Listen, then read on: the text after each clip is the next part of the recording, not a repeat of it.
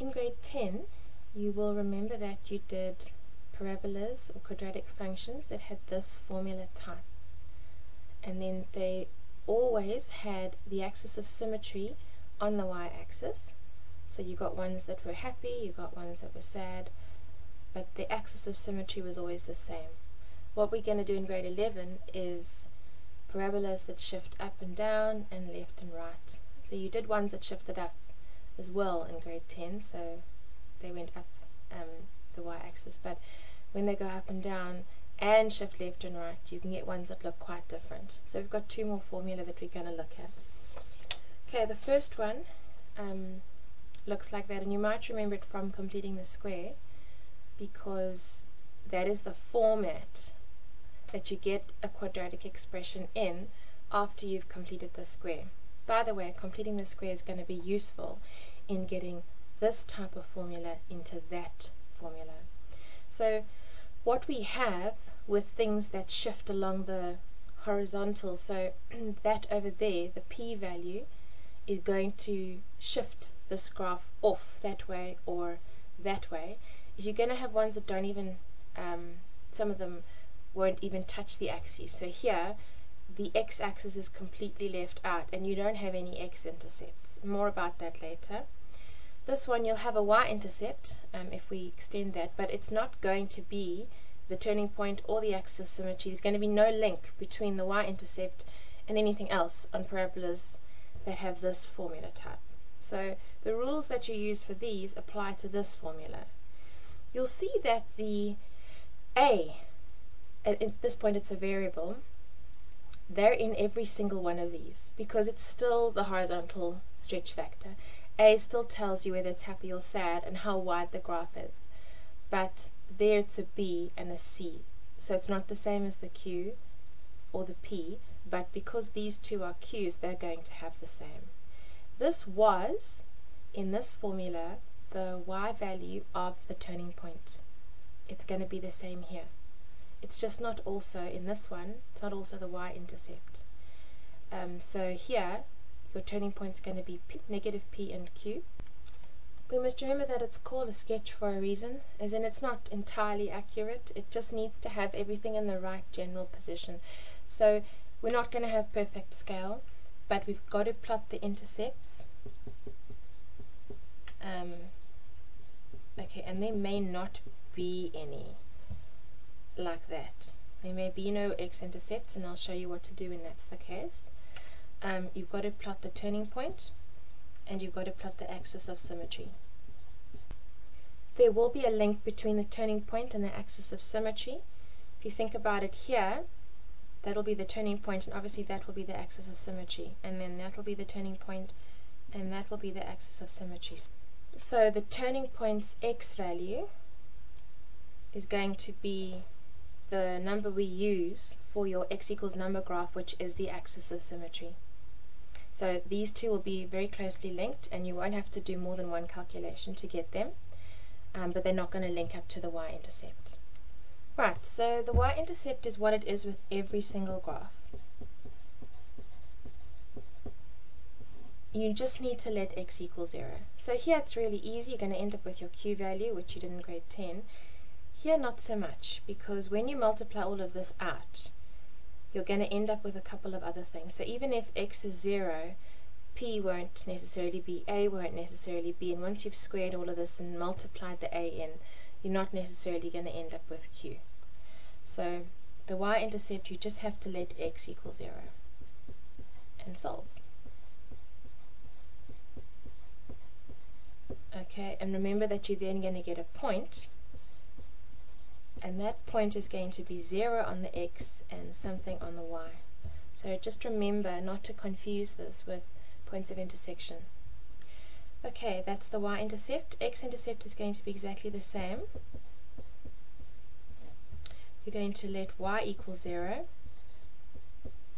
You're going to solve for x. Okay. And it's then normally going to give you 2 intercepts or none. Okay, so you're going to get 2, or you're going to get none. You could also get ones that are irrational. Okay, if they're irrational, then you're going to estimate the position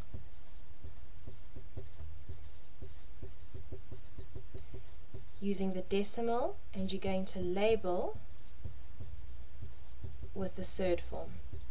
Because if they're irrational, you're going to use the formula. With the estimating of the position, you're going to use the decimal, and then you're going to label it with a surd on the actual graph itself. Okay, what if there are no x-intercepts? Okay, so that's definitely a problem. So you do your whole calculation and you end up with non-real solutions, which means there are no roots.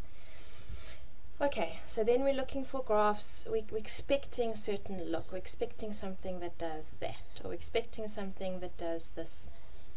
Okay, so just know what it's supposed to look like. Have a mental model in your head about what it looks like when there's no roots. And you might want to avoid getting to the point where you've actually got to do this calculation and find out that they're not real. What you're going to do is you are going to estimate the shape from the other details. So for example, you will have the turning point. You'll have the turning point, so you'll be able to plot that. You'll be able to plot that one. And you'll have the shape. You'll know from the A value, wherever it is, whether it's happy or sad. So just tuck it in there. If you have to use more points, if you're told to plot one other point, then you can sub in. Or if you want to plot more, you can use the table method.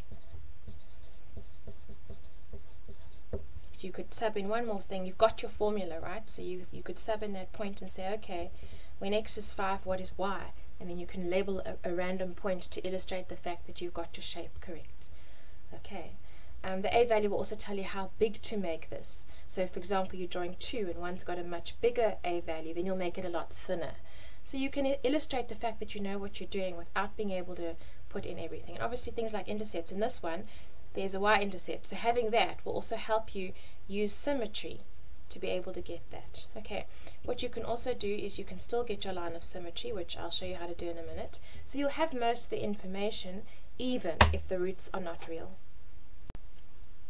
Okay, to get the turning point or the axis of symmetry, they're beautifully linked, so you can kind of do them in one calculation. Okay, so just a reminder, with the graphs you did in grade 10, your turning point is going to be where x is 0 and y is whatever the q value is. Okay, and your axis of symmetry for these guys is always the line x equals 0. So that one's pretty simple. Okay, the other ones are slightly different. So when you've got this format, it's quite useful. The third graph type is the most tricky to use. Right, here the square has been completed, so you've got some points you can just use straight away. Okay, your turning point for this is going to be negative p and q. This means if this is a negative number, so say in your graph you've got x minus 3, it's going to be negative 3. So this would be 3. So just take care with negatives on this one. Okay, your axis of symmetry, remember axis of symmetry is a vertical line. A vertical line is a line that is an x equals number graph. What is that number? That one. Okay, so your axis of symmetry is going to be the line x equals negative p. Basically you're making that equal 0. You're making x plus p equals 0, and you're going to end up with x equals negative p. So that one we can go straight to.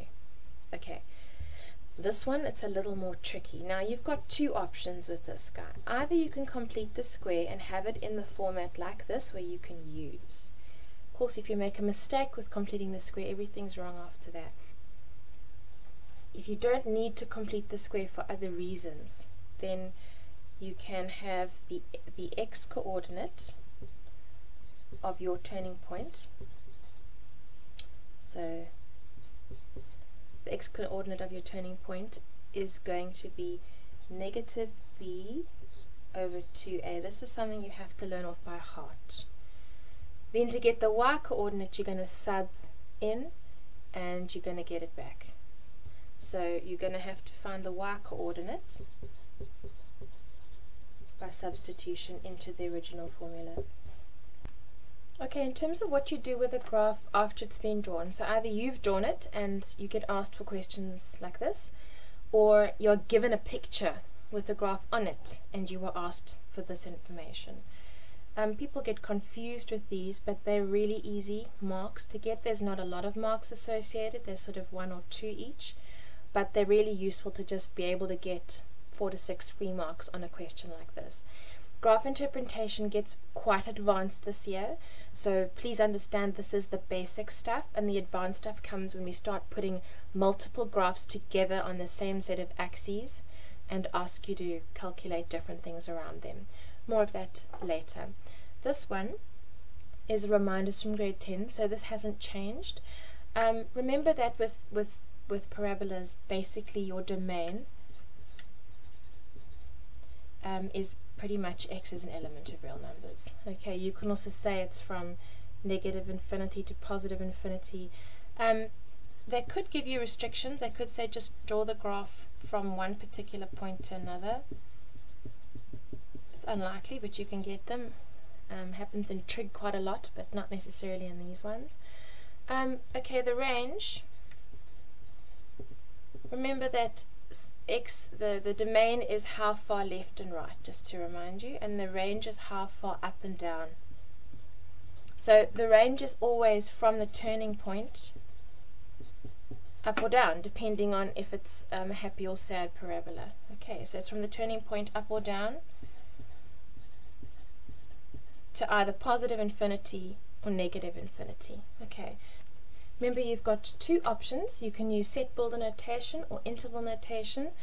Set builder for a domain, for example, you could say negative infinity is less than x, which is less than infinity.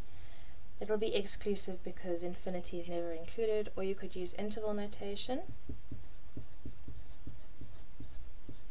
which would be for, say, a range, you could say is from -3 up to positive infinity.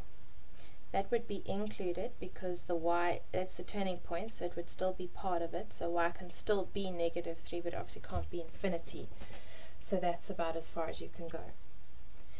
Okay, minimum or maximum value of the graph. You can obviously read that if you've completed the square. It's the same concept as when we were doing minimum or maximum value of the expression, but basically it's the turning point.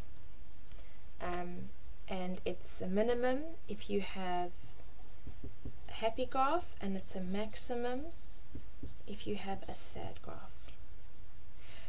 This one, where you are asked for the values of x, is where you've got to use the ruler test.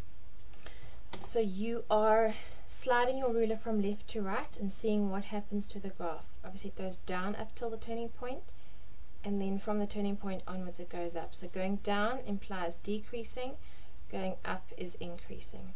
So for this graph, if we were going to say the values of x, and that's where the trick comes in, it's values of x, not y.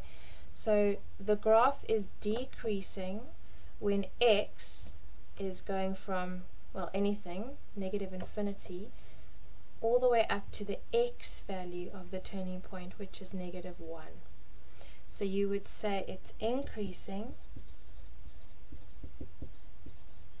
for anything that's less than -1. So you can again write it in set builder or interval notation.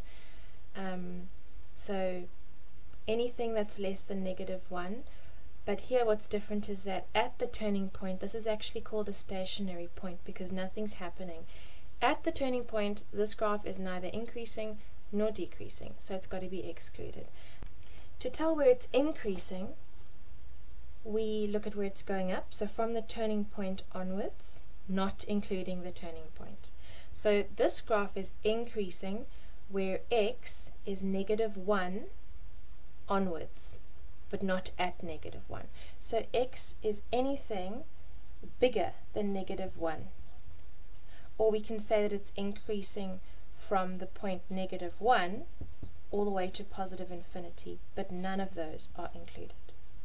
The graph is then decreasing for the first half of it, so from negative infinity all the way up to -1. So in set builder we can say when x is anything less than -1, the graph is decreasing. And then in interval notation we would say from negative infinity all the way up to -1. The next part of basic graph interpretation involves finding the formula from a diagram or information that you are given. So you've got to look at what you are given and what you want out of it. So you may have to choose which of the 3 formulas you use. Generally, your formula with a P and Q in it is the most useful here because you can plug the turning point straight into it. Okay. However, you might not be given that. So let's just say that you could be given the x-intercepts and you're given one other point. Okay, so now you actually have to find the turning point. Here you use that special formula. You might remember this from grade 10.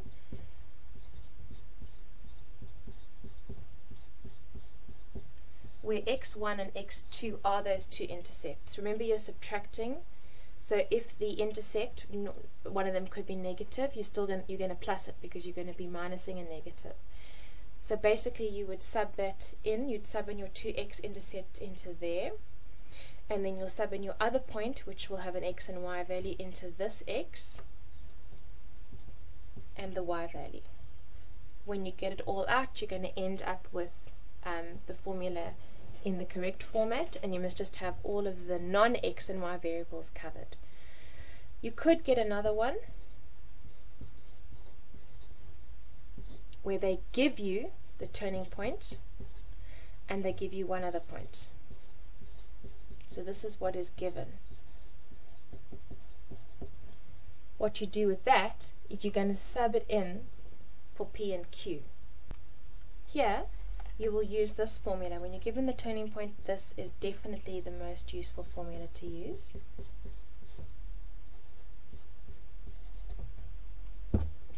And here you're going to sub in your turning point. Remember, the turning point is negative P and Q.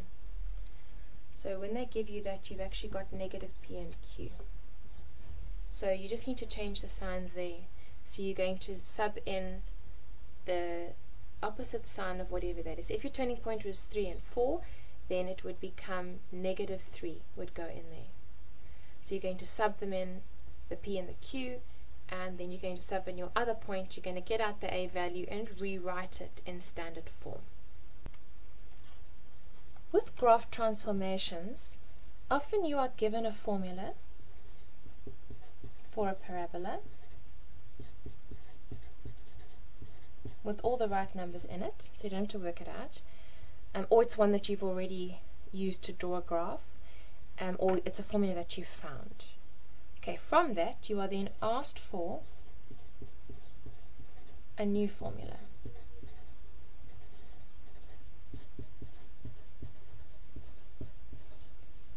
And that will be, they'll say the graph has been shifted up or down, or left or right, or the graph has been reflected. And this will be in the x-axis or the y-axis. Okay, there's some tricks to this as usual. When things are shifted up or down, okay, so you know that you're dealing with your Q value. The thing to note with graph transformations is you really need it in this formula. So if it isn't already in this formula, you need to get it into this formula by completing the square. This is how you can then transform things. So if it's shifted up or down, remember that that's your Q value. Alright, so all you're going to do, if it is up, you're going to add, and if it is down, you are going to subtract from the Q value.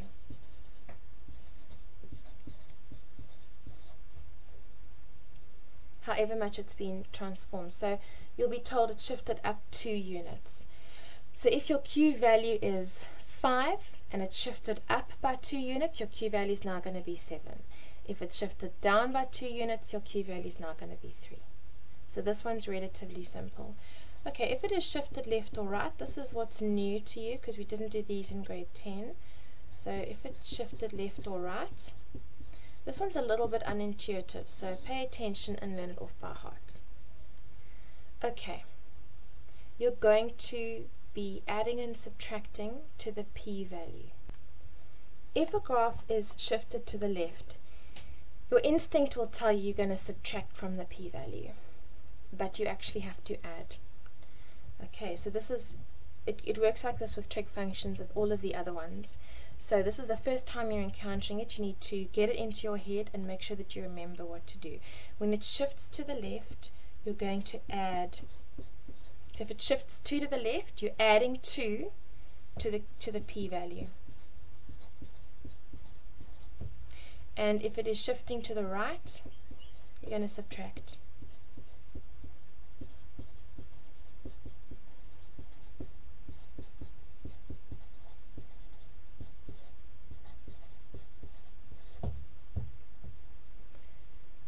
Right, the next thing is reflected.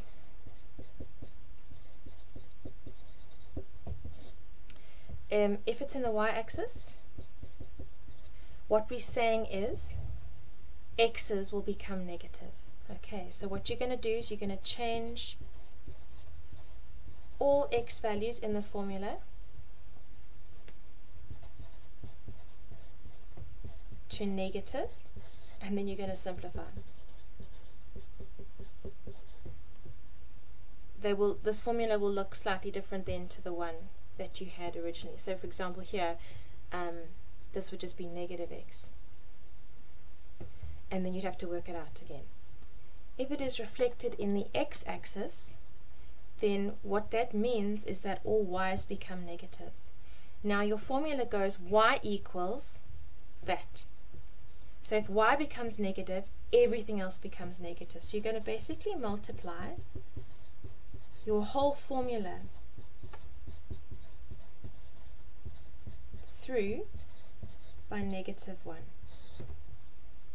If you reflect in the line y equals x, you swap your x and y values,